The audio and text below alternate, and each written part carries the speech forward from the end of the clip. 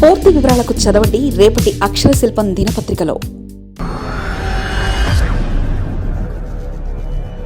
4 రాష్ట్రాల ఎన్నికలు 4 రకాలు. 4 రాష్ట్రాల్లోనూ అధికార పార్టీలు ప్రభుత్వ వ్యతిరేకత లేక మెరుగైన స్థితిలో. ఆర్థిక అనిశ్చితి ఉన్న కాలంలో ప్రజలు స్థిరస్థాన్ని తెలిసిన వారే మేలని భావిస్తున్నారా? ప్రస్తుతం జరుగుతున్న 4 రాష్ట్రాల అసెంబ్లీ ఎన్నికలు ఒక ఆసక్తికరమైన అంశాన్ని చర్చకు తెచ్చాయి. మేనిఫెస్టోలు, హామీలు, ఉచిత పథకాలు దాదాపు అన్ని పార్టీలకు ఒకేలా ఉన్నాయి. ఈ నేపథ్యంలో అధికారం ఉన్న పార్టీల పట్ల ఓటర్లు చూపిస్తున్న స్థిరత్వం లేదా మార్పుకునే వారి ప్రత్యామ్నాయ ఆలోచన ఆ రెండింటిలో దేని ప్రభావం ఎక్కువగా ఉండబోతుందన్నదే ఇప్పుడు ప్రధాన ప్రశ్న. చారిత్రాత్మక సాక్ష్యాలను పరిశీలిస్తే 1977లో ఇందిరాగాంధీ ఓటమి, 2011లో బెంగాల్లో వామపక్షాల పతనం వంటివి ఒక బలమైన ప్రజా ఆగ్రహం వల్ల సంభవించాయి. కానీ ప్రస్తుత ఎన్నికలు జరుగుతున్న రాష్ట్రాల్లో అటువంటి బలమైన మార్పు గాలు వీస్తున్నట్లు కనిపించలేదు. ఎక్కడో ఒక చోట అసంతృప్తి ఉన్నా అది ప్రభుత్వ మార్పునకు దారి తీసేంత తీవ్రతతో లేదు. ఆర్థిక అనిశ్చితి నెలకొన్న కాలంలో ప్రజలు ప్రయోగాత్మకమైన మార్పుల కంటే ఉన్న నాయకత్వమే స్థిరత్వాన్ని ఇస్తుందని నమ్ముతున్నట్లు కనిపిస్తుంది. అభివృద్ధి, ఉచిత హామీల విషయంలో అన్ని పార్టీలు పోటీ పడుతుండటంతో ఓటరుకు మార్పుపై పెద్దగా ఆసక్తి కనిపించడం లేదు. ప్రస్తుత ఎన్నికల్లో మార్పు కోసం గాలి వీస్తుందా అంటే సమాధానం లేదు అనే చెప్పాలి. ఇది గాలి వీయని ఎన్నిక. ఓటర్లు తమ దైనందిన జీవితంలో ఎదురయ్యే సవాళ్లను అధిగమించడానికి స్థిరత్వాన్ని ప్రధాన ప్రతిపాదికగా తీసుకుంటున్నారు. అయితే ఈ ధోరణి దీర్ఘకాలంలో రాజకీయ పరిణతికి దారితీస్తుందా లేదా రాజకీయ స్తబ్దకు దారితీస్తుందా అనేది రాబోయే కాలం నిర్ణయిస్తుంది. 1977లో ఇందిరాగాంధీ అధికారాన్ని కోల్పోవడం, 1980లో మొరార్జీ దేశాయ్ నేతృత్వంలో జనతా పార్టీ ప్రభుత్వం అధికారం నుంచి దిగిపోవడం, 2011లో పశ్చిమ బెంగాల్లో 34 ఏళ్ల నిరంతర పాలన తర్వాత లెఫ్ట్ ఫ్రంట్ ప్రభుత్వం ఓడిపోవడం వంటివి గుర్తుండే సంఘటనలు. ఈ సందర్భాలన్నింటిలోనూ అధికార ప్రభుత్వాలు ఓడిపోవడానికి ప్రత్యేక కారణాలున్నాయి. 1977లో ఎమర్జెన్సీపై వ్యతిరేకత, 1980లో పాలక జనతా కూటమిలో అంతర్గత విభేదాలు, పశ్చిమ బెంగాల్ ప్రభుత్వానికి వ్యతిరేకంగా సింగూరు, నందిగ్రామ్లో సారవంతమైన వ్యవసాయ భూములను బలవంతంగా సేకరించడం, ఇలాంటి హవా ఎన్నికలు మరికొన్ని ఉండవచ్చు. కానీ 75 ఏళ్ల భారతీయ ఎన్నికల చరిత్రలో ఇవి అసాధారణమైనవి.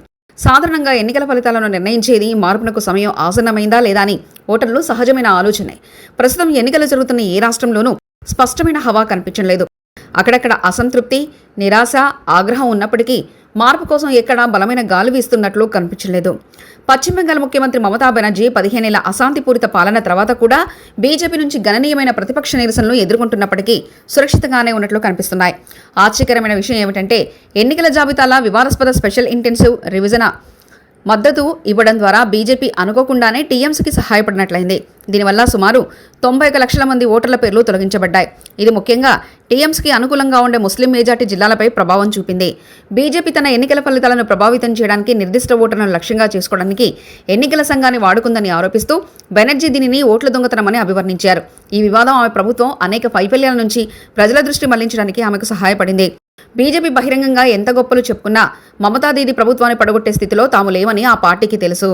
ప్రతి 5 ఏళ్లకు ఒకసారి ప్రభుత్వం మారుతుందనే సాంప్రదాయాన్ని కాదని పినరయి విజయన్ నేతృత్వంలో లెఫ్ట్ డెమోక్రటిక్ ఫ్రంట్ అన్ని అంచనాలను తలకిందులు చేసింది. సాధారణంగా కేరళలో ఎల్డీఎఫ్ కాంగ్రెస్ నేతృత్వంలో యునైటెడ్ డెమోక్రటిక్ ఫ్రంట్ అధికారంలోకి వస్తుంటాయి. విజయన్ రెండోసారి అధికారాన్ని చేజించుకోవడమే కాకుండా మునుపటి కంటే ఎక్కువ మెజార్టీని సాధించారు. ఆయన హ్యాట్రిక్ సాధించగలరా అనేది ఇప్పుడు అందరి మొదలు మొదలవుతున్న ప్రశ్న. అయితే ఆయనకు భారీ సవాళ్లు ఎదురవుతున్నాయి.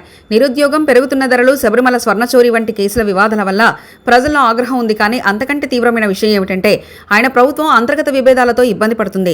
పార్టీ టికెట్లు నిరాకరించడంతో కమ్యూనిస్టు పార్టీ ఆఫ్ ఇండియా లేదా సిపిఐ, మార్క్సిస్ట్ చెందిన పలువురు సీనియర్ అసమ్మతి నేతలు స్వతంత్రులుగా పోటీ చేస్తున్నారు. పార్టీలో అభ్యర్థులకున్న 2 పర్యాయాల పరిస్థితి నిబంధన దీనికి ప్రధాన కారణం. ఆశ్చర్యం ఏమీ లేదు. వామపక్ష ఓటు బ్యాంకును చీల్చడానికి యూడీఎఫ్ వారిలో కొందరికి మద్దతిస్తుంది. ఒకవైపు కేరళలో కాంగ్రెస్ ముఖ్యమంత్రి అభ్యర్థి కోసం వేట మొదలైనప్పటికీ ప్రమాదకరమైన మార్పు కంటే తెలిసిన వారే మేలనే నినాదంతో విజయన్ చివరికి విజయం సాధిస్తే ఆశ్చర్యపోక్కర్లేదు. ఆయనలాగే అస్సాం ముఖ్యమంత్రి హిమంత బిశ్వ శర్మ వరుసగా 3వ సారి గెలవాలని ప్రయత్నిస్తున్నారు. ఆయన కూడా ఇవే ఒత్తిళ్లను ఎదుర్కొంటున్నారు.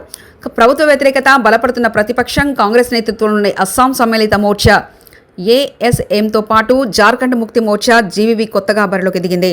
అస్సాం ఎన్నికల్లో జీవీవీ పోటీ చేయడం ఇదే మొదటిసారి.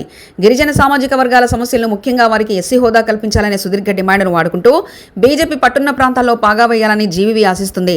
అయితే విజయన్ లాగే క్షేత్రస్థాయిలో నివేదిక ప్రకారం శర్మ కూడా ఈ సవాళ్లను అధిగమిస్తారని తెలుస్తుంది. కనీసం ఒక ఒపీనియన్ పోల్ కూడా బీజేపీ, దాని మిత్రపక్షాలు అస్సాంలో తమ ప్రత్యర్థుల కంటే గణనీయమైన ఆధిక్యంలో ఉన్నాయని చూపించింది. తమిళనాడు ముఖ్యమంత్రి ఎంకే స్టాలిన్ నేతృత్వంలో డీఎంకే కూటమి ఒకవైపు, అన్నా డీఎంకే బీజేపీ కూటమి నుంచి మరోవైపు సినీ నటుడు విజయం సాధించిన కొత్త పార్టీ తమిళ వెట్రికలగం నుండి బలమైన సవాళ్లు ఎదుర్కొంటుంది. మార్పు అనే నినాదంతో టీవీకే ఎన్నికల బరిలోకి దిగింది. సాంప్రదాయ రాజకీయ నాయకత్వానికి భిన్నంగా ఉండాలని కోరుకునే యువ ఓటర్లో ఈ పార్టీ గొప్ప ఉత్సాహాన్ని నింపింది. ఫ్యాన్ క్లబ్ల నెట్వర్క్ ద్వారా పట్టణ, గ్రామీణ ప్రాంతాల్లో పెరుగుతున్న తన ప్రభావంతో డీఎంకే, అన్నా డీఎంకేలకు ఈ పార్టీ గట్టి పోటీనిస్తుంది. అసెంబ్లీలో హంగ్ ఏర్పడితే ఈ పార్టీ కింగ్ మేకర్ పాత్ర పోషించే అవకాశం ఉంది. అయితే ముందుగానే నిర్ణయానికి రాకూడదు. ప్రస్తుతానికి డీఎంకే ముందంజలో ఉంది. క్లుప్తంగా చెప్పాలంటే 4 రాష్ట్రాల్లోనూ అధికార పార్టీలు ప్రభుత్వ వ్యతిరేకతను అధిగమించి తమ ప్రత్యర్థుల కంటే మెరుగైన స్థితిలో ఉన్నట్లు కనిపిస్తుంది. ఆర్థిక అనిశ్చితి ఉన్న కాలంలో ప్రజలు స్థిరత్వాన్ని కోరుకుంటున్నారని, తెలిసిన వారే మేలని భావిస్తున్నారని ఇది సూచిస్తుంది. ఇది భారతీయ ఎన్నికల గురించి ఒక పెద్ద విషయాన్ని తెలియజేస్తుంది. చాలా పార్టీలు అభివృద్ధి, ఉచిత పథకాల కలయికతో ఒక రకమైన హామీలను ఇస్తుండటంతో ఓటర్లకు మార్పు కోసం పెద్దగా ఆసక్తి కనపరచడం లేదు. అయితే ఒక శక్తివంతమైన ప్రజాస్వామ్య వ్యవస్థలో మరి ఎక్కువ స్థిరత్వం ఉండడం చివరికి మంచిదేనా? మరిన్ని కథనాల కోసం సబ్స్క్రైబ్ చేసుకోండి మీ అక్షర శిల్పం. పూర్తి వివరాలకు చదవండి రేపటి అక్షర శిల్పం దినపత్రికలో.